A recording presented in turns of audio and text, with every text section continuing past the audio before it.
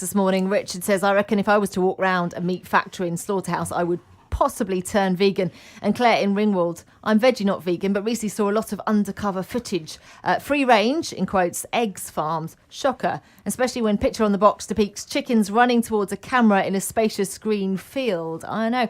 But maybe we could have those kind of pictures that you do get on egg boxes on all of our meat packaging. Well, let's discuss this now with Joey Carbstrong, well-known vegan activist who joins us in the studio. Morning, Joey. Hello. So there's lots of issues really with putting pictures on packets that they might even upset vegans walking around the shop. So where do you stand on this? I think anything that deters people from eating flesh or animal products is a good thing. I don't really know how they would facilitate that though, like getting, this horrific footage from a certain horrific conditions from a certain farm. I think maybe showing what happens in the slaughterhouse is probably more important, because even in the most high welfare free-ranging farm in England, they all go to a slaughterhouse to be stabbed in the neck, strung up by their ankle, and have the blood drained out of their throat. So I think what happens in the slaughterhouse is probably more important. Yeah, it's interesting, isn't it? Because I guess we'd need to believe, if we were going back to whether we had the individual farmers, bit the point that Claire made, you see the chickens running around in the field. How do you know that is the field that those chickens are living in? So we'd need the farmers to sign up. And A, they probably wouldn't. And B, they were not going to sign up to having slaughterhouse pictures, because that's really gruesome. Yeah, it's gruesome. I think they use these happy free-ranging pictures with the grass to perpetuate this image of, humane farms, and it makes people feel comfortable. But all those animals, whether they're in horrific conditions or amazing conditions on the farm, go to the slaughterhouse with all the rest of them. So, and I suppose a lot of people would say, well, actually, in this country, we have very high animal welfare standards, and they would say that we are very kind to the animals and we kill them in the right way. So what's the problem? The right way to kill someone, I don't think there's no humane way to take someone's life from them. And where are all these humane farms? I mean, the ones that you see the cows in the pastures, but, the ones that are really horrific are hidden from the public's view. Also, I want to make a point, we do label cigarette packets.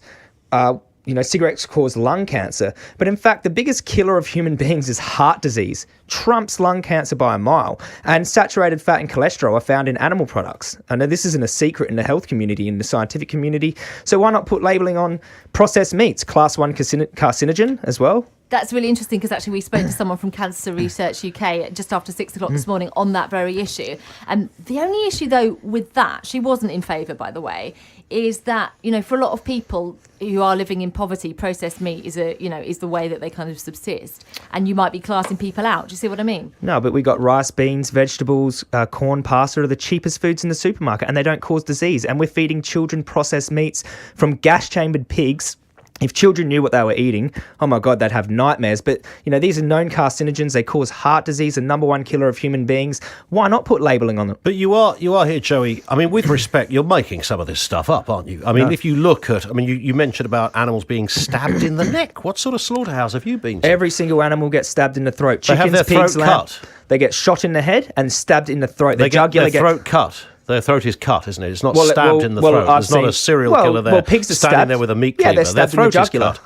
But what I'm saying is you're employing hyperbole here to make your case, because you don't want people to be eating meat. Well, I could show you hours of animals being stabbed in the throat. And I'm sure you could take the worst practice, and I could probably show you the best practice where that doesn't happen, where government vets are on site and you have a complete, clean and humane approach to slaughtering animals. And most people don't have carcinogenic issues. Most people don't have diseases because meat eating is mostly safe. If you have an imbalanced diet, if you're not eating the right things alongside it, you might get a bunch of tumours and cancer and your heart goes ping at some point in your life. But for most people, that isn't going to happen. Most people live a healthy life, eat meat all their life, love every bit of it.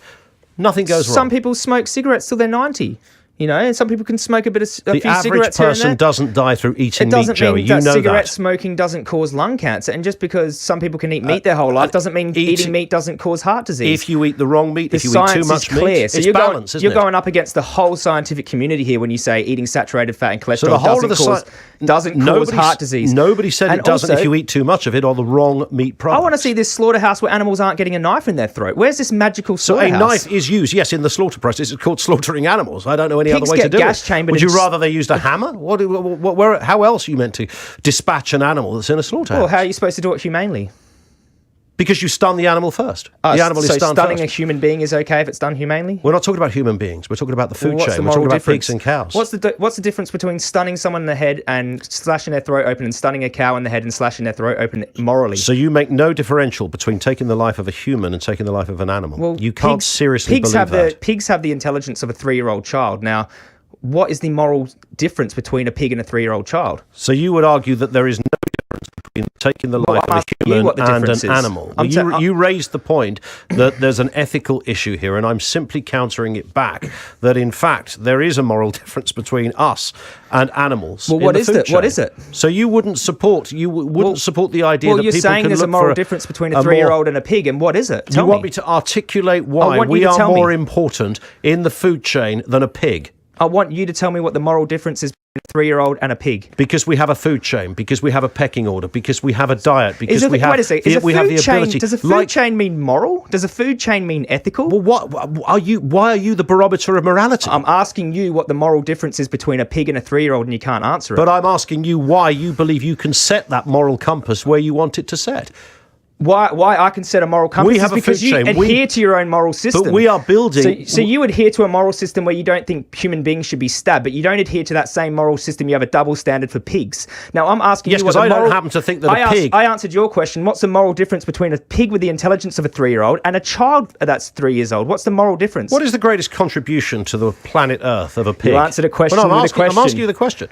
You answered the question. What is a pig's greatest contribution to what is a person with mental disabilities contribution to the world? Doesn't mean they don't have moral value. We shouldn't treat people based on their intelligence. We shouldn't treat people immorally based on their intelligence. We shouldn't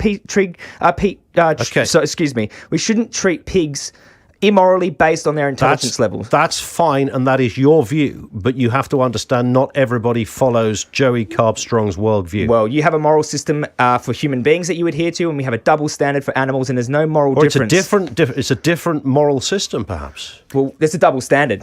I don't think you guys are going to agree on that particular point. But I would argue that more people are coming round to Joey's point of view, because the rise in veganism among young people is actually off the scale, which is why you see all of the aisles in, I don't know, M&S, Waitrose, wherever you are, there is an aisle. But, you know, it was levelled by a farmer at us earlier on, Joey, that actually some of the things, if we're going to be talking about the planetary reason to go vegan, not just about saving animals, but about the planet. The environment. So, you know, soya, wiping out large parts of, you know, third world countries, and quinoa and avocados. 91% of Amazon deforestation is for animal agriculture. So we're talking growing soybeans to feed to livestock. It's not for tofu, you know.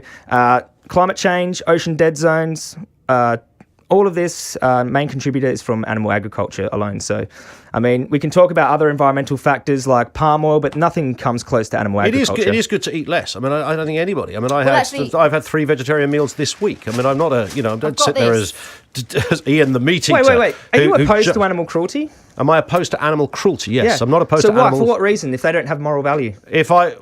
Because I don't want to torture something. So why don't you want to torture animals if they don't have moral value? Why do I want to torture? I didn't say animals don't have any moral value. So if it's wrong to torture an animal, why is it wrong? Why isn't it wrong to shoot them in the head and stun them? So it's okay that if I went outside and start kicking a puppy, you're saying there's no difference between that and the process in a slaughterhouse. Well, is it okay to stun the puppy humanely? Joey, I don't believe you can believe this claptrap. You cannot Ian, at any level. You're a grown man. Ian, is it okay to stun a puppy humanely? Who wants to stun a puppy? Who wants to stun a puppy isn't part of the food chain. We don't eat dogs. A food chain we don't isn't breed ethical. dogs to eat. So they do in China. I'm talking about morality. We're not in China, thank goodness. We're a progressive country. I'm talking about morality. We have standards. We have There's standards. no moral we have difference rules. between a pig and a dog. What's the difference between a pig? Yeah, What's the moral difference between a puppy and a pig? A piglet's a 6 months old when they're gash chambered and stabbed. You can't answer that. They're not part of the food chain. Hey, I can't answer that either. I'm vegan. I'm not part of the food chain. I can't answer that question either. That's why I'm a vegan. I am satisfied that we have a humane country. Just admit that it sometimes goes wrong. It sometimes goes wrong. I'm going to ding the bell and call time actually now, sake. but it's been interesting. Me and Joey are going for a fair trade round coffee. 2 next time. Yeah, good luck with that. Good. And listening to that word you said, I mean, what is the difference between a pig and a puppy? I see.